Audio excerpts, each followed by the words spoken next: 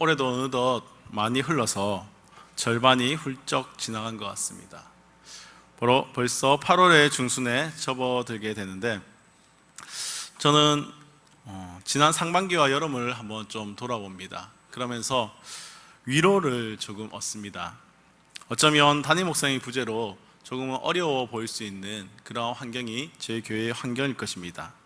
그럼에도 불구하고 합심하여 섬기고 애쓰는 그러한 성도님들을 보면서 위로를 받습니다. 또한 하나님이 아직도 우리 교회를 너무나 사랑하시구나 하는 그러한 생각들을 하게 됩니다.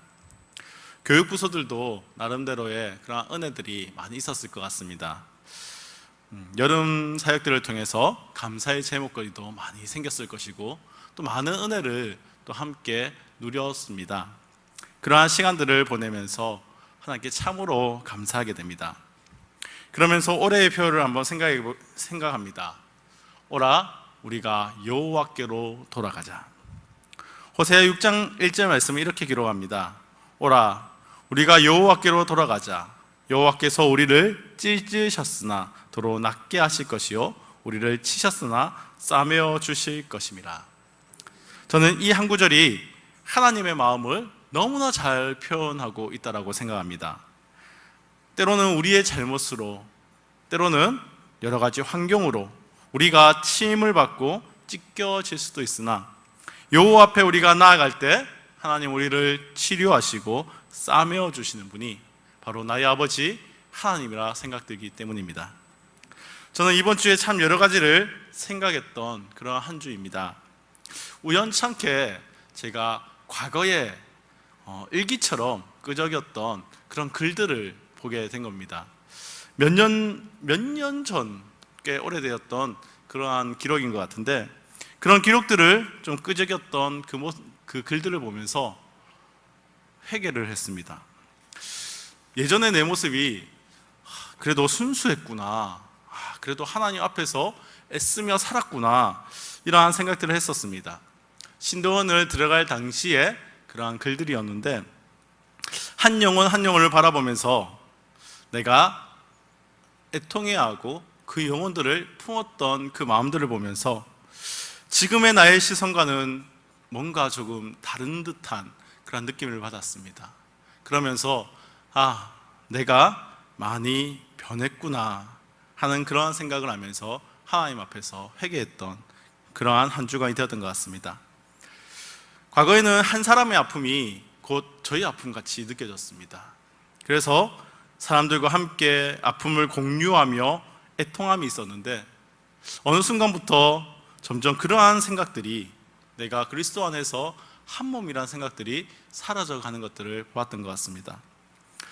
내 안에 하나님의 마음이 사라졌음을 보게 되면서 참 마음이 아프고 갑갑한 그러한 한 주간을 보냈습니다.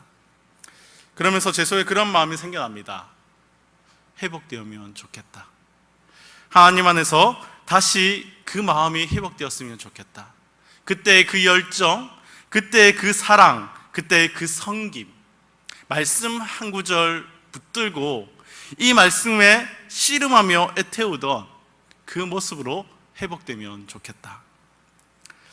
그런데 이러한 바람이 저 혼자만의 바람은 아닐 것 같다는 생각이 듭니다.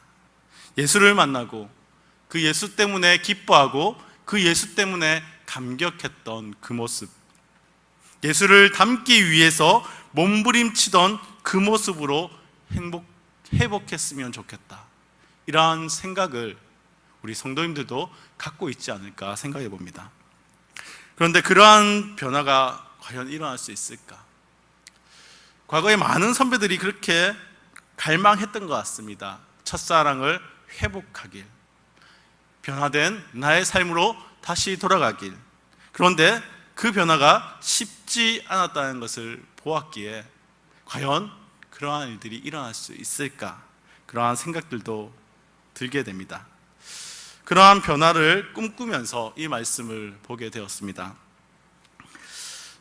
우리가 그러한 변화를 겪을 수 있는 것은 다시금 한번 그때의 나로 돌아가 보는 것 같습니다. 하나님이 나를 찾아와 주셨고 나를 만나 주셨고 변화되었던 나의 그 모습, 그 모습을 기억하면서 하나님이 내게 행하신 일들을 내가 기억할 때 그 마음들이 다시 회복되지 않을까 생각합니다. 그러면서 오늘의 에스겔서를 묵상하며 나아갑니다. 하나님의 일이, 하나님이 나에게 행하신 그 크고 놀라운 일이 바로 기적이었구나 하는 것을 다시 한번 깨닫습니다. 오늘의 본문은 마른 뼈들의 환상이라는 제목으로 알려진 그러한 본문입니다. 1절 말씀을 살펴보니 에스겔에게 하나님의 권능이 임자여 환상 가운데 골짜기의 뼈를 보게 하시는 것을 보게 됩니다. 하나님은 이 환상을 통해서 이스라엘 백성에게 하고자 하는 말씀이 있으셨습니다. 뿐만 아니라 이 말씀을 통해 저와 여러분에게도 분명하게 전해주고자 하는 말씀이 있으십니다. 하나님은 에스겔의 환상을 통해서 이스라엘 민족에게 하고자 하셨던 말씀은 바로 소망을 잃은 이스라엘 민족에게 에스겔을 통해 소망을 다시 발견하게 하고자 하셨던 것입니다. 당시 이스라엘 상황은 남북으로 갈라진 그 이스라엘이 자신의 욕망을 쫓아 살아감을 통해서 하나님을 등지게 되고 결국 그 결과로 바벨론이라는 나라를 통해 멸망하게 되는 그러한 처지에 놓이게 되었습니다. 그리고 이스라엘의 많은 자들이 바벨론의 포로로 끌려가게 되었습니다. 나라는 사라지고 또한 나라는 황폐해지며 정치적으로 경제적으로 어려움을 겪는 시대, 더 이상 나라가 회복될 수 있을 것 같지 않은 시대, 그래서 소망이 없는 시대라고 이야기합니다. 그러한 시대를 살아가던 때입니다. 그러한 이스라엘의 상황 속에서 하나님은 바로 에스겔에게 권능으로 임하셨습니다. 그리고 한 가지 환상을 보여주십니다. 골짜기 가운데 뼈가 가득하게 모인 곳이 있습니다. 하나님의 권능이 에스겔을 이끌고 가서 그 뼈들 사이를 지나가게 하는 것입니다. 가만히 살펴보니 뼈들이 많고 아주 말랐습니다. 아주 말랐다는 것은 이 뼈가 이미 많은 시간을 지나게 되었다는 것입니다. 세월이 흘러서 더 이상 이 뼈들로 어떠한 살아날 수 있는 소망이 없는 것과 같은 그런 모습이라는 것이죠. 그때 하나님께서 에스겔에게 말씀하신 것이 바로 3절에 등장하는 질문입니다. 이 뼈들이 능히 살아나겠느냐? 그에 대한 에스겔의 대답은 무엇입니까? 그것은 주께서 아시나이다 라고 말합니다. 언뜻 보면 베드로의 고백과 비슷하게 보입니다. 예수님이 베드로에게 너는 나를 사랑하느냐라고 물었을 때에 베드로가 주님의 말씀에 이렇게 대답하지요. 내가 주를 사랑하는 줄 주께서 아시나이다. 언뜻 보면 에스겔이 이와 같이 말하는 것 같습니다. 이 뼈들이 살아나겠느냐? 믿음을 가지고 주께서 아십니다 라고 하는 것처럼 들릴 수 있습니다. 그러나 그의 고백은 확신이 없는 그러한 대답이었습니다. 과연 이 뼈들이 살아날 수 있을까요? 그러한 의문을 담은 그러한 이야기였던 것입니다. 하나님은 이 마른 뼈들이 바로 그 이스라엘 백성이라고 말씀하십니다. 11절 말씀입니다. 또 내게 이르시되 인자야 이 뼈들은 이스라엘 온 족속이라. 그들이 이르기를 우리의 뼈들이 말랐고 우리의 소망이 없어졌으니 우리는 다 멸절되었다 하느니라. 소망이 없는 이스라엘이 이미 마른 뼈들과 같이 되어서 스스로 소망이 없다 여기며 멸절되었다 여긴다고 하고 계시는 것입니다. 그도 그럴 것이 솔로몬 봉헌식의 약속 가운데 하나님의 약속이 있었습니다. 내가 너희와 영원히 함께 하겠다. 그런데 그 약속이 마치 사라져 버린 것처럼 느껴지는 때입니다. 그런 지금이기에 이스라엘 백성은 마른 뼈들이 될 수밖에 없었습니다. 마른 뼈들에게는 희망이 없습니다. 다시 살아날 수 있는 방법이 없습니다.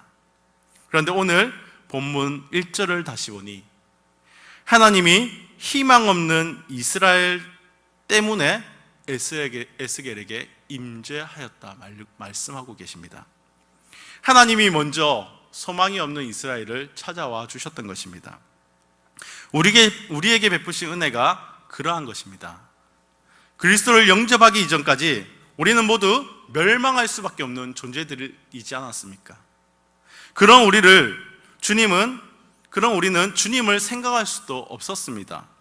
시편 6편 5절에서는 그 시편의 저자가 이런 고백을 합니다. 사망 중에서는 주를 기억하는 일이 없사오니 스올에서 주께 감사할 자 누구리이까? 소망이 없던 우린 주를 기억하지도 못했습니다. 사망의 자리에 있던 우리는 주를 기억할 수도 없고 주께 감사할 수 있는 상황도 아니라는 것입니다. 마치 마른 뼈와 같습니다. 마른 뼈들이 다시 살아날 수 없는 것처럼 사망의 절망 속에서 소망을 찾는 것은 불가능해 보였습니다. 그런 우리에게 하나님이 찾아오셨다는 것입니다. 우리는 소망 없는 자에게 임재하신 하나님을 너무나 많이 목격합니다. 대표적인 사람이 아브라함이겠죠. 100세의 나이에 소망이 없는 그에게 하나님이 임재하셨고 아들을 약속하셨습니다. 자식을 얻지 못한 한나에게 하나님이 임재하셨습니다. 그러자 놀라운 일이 생기는 것입니다. 신약에는 더욱 놀라운 일들이 있습니다. 예수 그리스도가 임재하시자 눈먼 자가 눈을 뜨게 되고 저는 자가 일어서게 되고 죽은 자가 살게 되는 역사가 일어납니다. 이 모두가 소망이 없던 자들입니다. 그러한 소망 없는 자에게 하나님이 직접 찾아와 주시니 절망이 소망으로 변하게 되는 놀라운 경험을 하게 되는 것입니다. 어떻게 그 놀라운 일들이 일어났습니까? 어떻게 그 놀라운 일들이 행해졌습니까? 오늘 본문의 4절 말씀입니다. 또 내게 이르시되 너는 이 모든 뼈에게 대언하여 이르기를 너희 마른 뼈들아 여호와의 말씀을 들을지어다. 쉽게 말하면 마른 뼈들에게 복음을 전하라는 것입니다. 탈골되고 마른 뼈들입니다. 그런데 말씀을 전파하자 어떠한 일이 일어납니까? 뼈들이 서로 연결되게 됩니다. 힘줄이 생기고 살이 오르고 가죽이 덮입니다. 본문 7절에서 8절 말씀입니다. 이에 내가 명령을 따라 대언하니 대언할 때에 소리가 나고 움직이며 이 뼈 저 뼈가 들어맞아 뼈들이 서로 연결되더라. 내가 또 보니 그 뼈에 힘줄이 생기고 살이 오르며 그 위에 가죽이 덮이나. 놀라운 일이지 않습니까? 마른 뼈가 서로 다시 붙게 되는 겁니다. 회복이 되는 겁니다. 그런 분이 계실 수 있습니다. 하나님이 보여주신 환상이지 않습니까? 환상이니까 그러한 일이 일어나지 않을까요? 네, 오늘 우리가 함께 살핀 말씀은 환상입니다. 그러나 하나님은 그보다 더 놀라운 일들을 행하시는 하나님이십니다. 소망 없는 마른 뼈 같은 이들에게 말씀으로 회복을 약속하셨습니다. 이스라엘 백성에게 소망 없는 그들에게 하나님은 회복을 약속하셨고 그들에게 회개를 통해 옛적 신앙을 회복하라 하셨습니다. 그리고 그들을 통해서 진짜 그 나라의 회복을 이루셨습니다. 근데 그보다 더 놀라운 일들도 하나님은 행하셨습니다. 어떤 일일까요?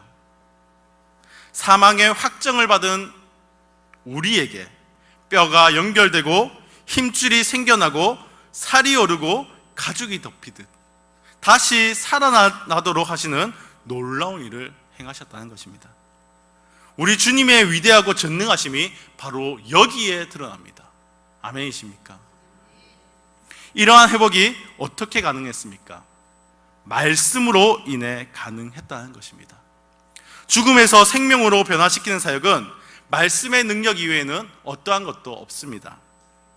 참 말씀 자체이신 예수 그리스도를 통해서만 이러한 변화가 일어난다는 것입니다. 요한복음 1장 14절은 말합니다. 말씀이 육신이 되어 우리 가운데 거하시매. 시편 19편 7절은 말씀합니다. 여호와의 율법이 영혼을 소생케 한다고 이야기합니다. 빌립보서 2장 6절은 복음을 가리켜 이렇게 말합니다. 생명의 말씀이라고 말합니다. 오직 예수로만, 오직 말씀으로만 죽음에서 생명으로의 변화가 일어날 수 있다는 것입니다. 우리의 회복의 길도 여기에 있습니다. 영혼을 소생시키시는 그 말씀이신 예수님을 따르는 그것이 우리가 살아날 수 있는 유일한 방법입니다. 말씀대로 살아라. 무슨 말입니까? 예수님처럼 하라는 것입니다. 온전한 말씀인 예수님처럼 하라는 것입니다. 예수님처럼 생각하고 예수님처럼 살라는 것이죠. 예수님이라면 이러한 상황에 어떻게 하실까? 그 예수님의 생각을 알기 위해서 우리는 날마다 말씀을 묵상하고 말씀을 보는 것입니다. 그러한 몸부림이 우리를 회복의 길로 인도해 주는 것입니다. 이 사실을 믿으시기 바랍니다. 본문이 주는 영적 진리 두 번째는 하나님의 생기가 들어갈 때 마른 뼈가 살아난다는 것입니다. 오늘 본문을 보면 4절에서 6절 말씀에 여호와의 말씀이 임하니 마른 뼈들이 맞춰지고 위에 힘줄이 돋고 살이 입혀지고 가죽이 덮입니다. 그런데 마른 뼈에 힘줄이 생기고 근육이 생기고 뼈들이 맞아 들어갔다고 해서 그것이 살아난 것입니까? 아닙니다. 꼭 필요한 한 가지가 더 있습니다. 그것이 무엇입니까? 바로 생기입니다. 이 환상을 보고 있자니 창조의 한 장면이 떠오릅니다. 하나님이 흙으로 사람을 짓고 하나님의 형상대로 만들었습니다. 사람의 외형이 갖추어졌습니다. 그러나 그것만으로 생명이 되지 못했습니다. 마지막 한 가지, 바로 생기가 코로 불어 들어갔을 때에야 생명이 되었다는 것입니다. 희망이 없는 마른 뼈들에게도 생기가 필요합니다. 이 생기를 통해서 이들이 새로운 생명을 부여받게 되는 것입니다. 마른 뼈와 같은 우리에게도 이러한 변화가 필요합니다. 하나님이 불어넣으시는 생기를 통해 우리는 새로운 삶을 선사받아야 하는 것입니다. 오늘 본문에서 말하는 요점이 바로 이것입니다. 마른 뼈와 같은 너희 속에 무엇이 담겨져 있느냐라고 말씀하십니다. 생명이 여러분 가운데 들어있습니까? 생기가 들어가면 변화가 나타납니다. 움직이지 않는 것이 움직이게 됩니다. 오늘 본문을 보십시오. 마른 뼈가 다시 일어나는 군대가 되게 되었습니다. 오직 하나님의 생기가 우리 안에 들어올 때 이런 놀라운 변화가 일어나게 됩니다. 우리의 공동체가 변하고 우리의 삶이 변하고 내가 변화한 것은 하나님의 생기가 우리 안에 들어올 때라는 것입니다. 본문에 등장하는 생기는 원어로 루아흐라는 명사를 사용합니다. 루아흐, 바람, 숨, 영 등을 번역할 때 쓰입니다. 그런데 이 바람, 숨, 영은 성령 하나님을 가리킬 때 많이 사용했던 그러한 비유입니다. 바로 우리에게 성령이 충만할 때 우리는 놀라운 변화를 경험할 수 있게 된다는 것입니다. 6절 말씀을 살펴보니 하나님이 생기를 우리 안에 넣어주신다고 합니다. 그럴 때 우리가 하나님 여호와를 알 수 있다라고 합니다. 이 말씀이 사실 신약에 들어서면서 실제로 이루어졌습니다. 약속하신 대로 하나님이 성령을 우리에게 주셨고 우리는 하나님을 알 수 있게 되었습니다. 사도행전 2장에서 성령이 임하시니 사람들에게 변화가 일어나기 시작했다는 것입니다. 이러한 성령을 저와 여러분도 받지 않으셨습니까? 우리에게 하나님은 생기를 불어 넣어 주셨습니다. 그로 인해 우리가 살았습니다. 이제는 우리가 변화된 삶을 살아야 할 때입니다. 성령으로 인해서 새 생명을 얻은 사람으로서 이제는 더 이상 마른 뼈와 같은 삶을 사는 것이 아니라 생명의 삶을 살아가야 할 때입니다. 아멘이십니까? 저는 처음 서두에서 그런 말을 했습니다. 처음 하나님을 만났을 때, 그때 그 열정의 때, 그 기쁨의 때, 바로 하나님을 처음 사랑하게 되었던 그때로 돌아가고 싶다 말하는 기억이 있습니다. 이 고백이 우리의 모두의 고백이 아닙니까? 지금보다 더 열정적으로 지금보다 더 역동적으로 창조적인 일들을 도모하며 행하며 살고 싶지 않으십니까? 우리의 생각이 육신에 있지 아니하고 생명과 평안을 추구하는 그러한 삶을 살고 싶지 않으십니까? 하나님은 이미 우리에게 그렇게 살도록 다 행하셨다는 것입니다. 예수님은 우리에게 보내주셨고 성령을 저와 여러분의 마음속에 주시지 않았습니까? 그런데 왜 우리는 그 첫사랑을 상실한 채 마치 마른 뼈와 같은 그러한 삶을 살아가고 있습니까? 말씀이 점점 나와 멀어져 가고 있기 때문입니다. 성령의 충만함이 내 속에서 사라져 가기 때문입니다. 하나님의 능력이 내 속에서 역사하고 내 삶이 변화되는 놀라운 일을 우리가 살아가고 싶다면 그것은 진리를 부단히 묵상하는 일과 성령과 동행하는 일이 반드시 전제되어야 하는 것입니다. 사랑하는 성도 여러분, 우리는 이미 하나님의 은혜로 말미암아 예수를 믿고 성령을 마음에 모심으로 죽었던 우리가 살아나는 기적을 체험했습니다. 우리는 생명을 소유한 자입니다. 우리는 생명으로 살아가야 합니다. 하나님은 불가능한 일을 우리에게 행하신 능력의 주님이십니다. 그 능력의 주님이 우리 삶에서 능력으로 계속해서 일하기를 원하십니다. 그리할 때 우리 가운데 사라졌던 소망이 다시금 생겨나게 될 것입니다. 소망은 우리의 삶이 풍족해진다고 해서 생기는 것이 아닙니다. 소망은 우리가 지금 평안하게 산다고 해서 생기는 것이 아닙니다. 소망은 어떻게 생깁니까? 우리가 여호와를 알 때 그때 소망이 생깁니다. 오늘 본문의 14절 말씀입니다.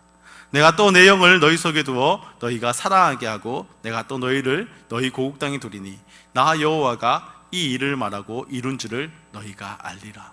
여호와의 말이니라.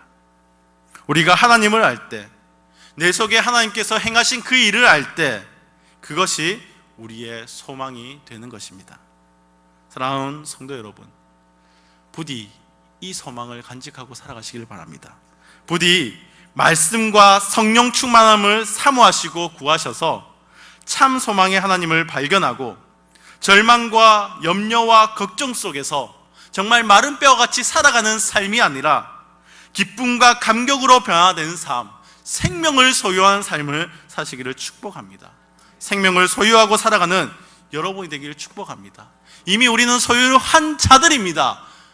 마른 뼈와 같이 살아가지 않기를 원합니다. 생명을 소유한 자답게 정말 승리하며 살아가는 저와 여러분이 되기를 주님의 이름으로 축복합니다.